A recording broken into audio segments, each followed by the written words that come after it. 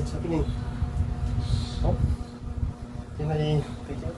Siyempre, meron tayong pang It is milk.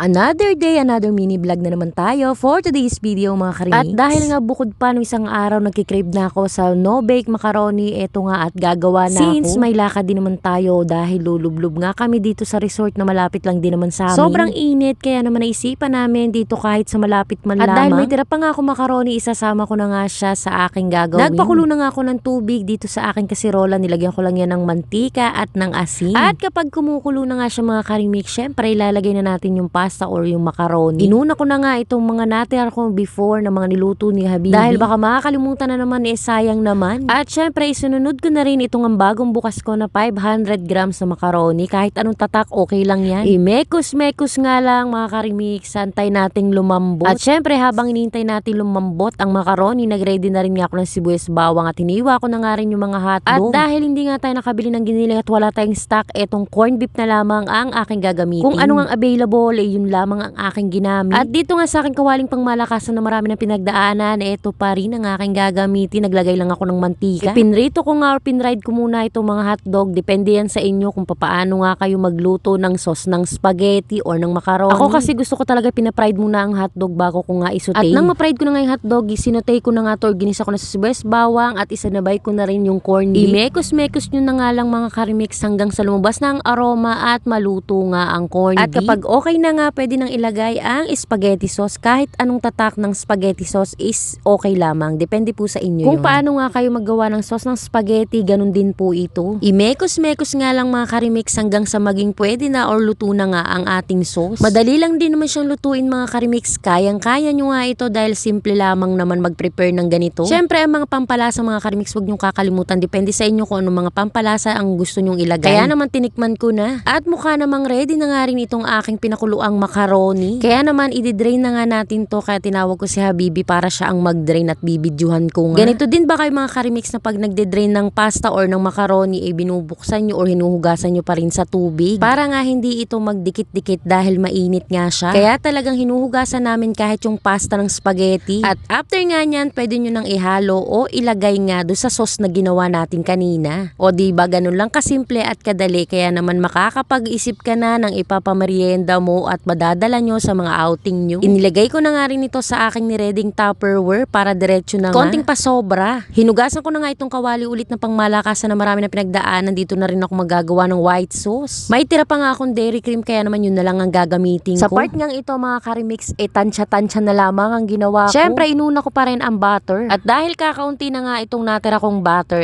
said din natin yan para naman hindi sayang. Kumuha na nga ako ng kutsara dahil hindi ko nga masaid yung mga gilid-gilid. At dahil kukunti nga yung butter natin, tatansyahin lang din natin yung harina. 3 kutsara nga lang tong nilagay ko at tutunawin lang natin yan sa butter. Makakatulong kasi ang harina sa magandang texture or pampalapot. At after ko ngang matunaw ang harina, nilagay ko na yung ebap na pauti-uti lang, halo-halo muna, mekos-mekos. Pero inilagay ko nga yung isang malaking lata ng ebap. At pagkalagay ko nga ng ebap, isinunod ko na nga rin tong Nestle cream. Isang malaking Nestle cream nga rin itong ginamit ko para mas creamy at talaga namang mas masarap.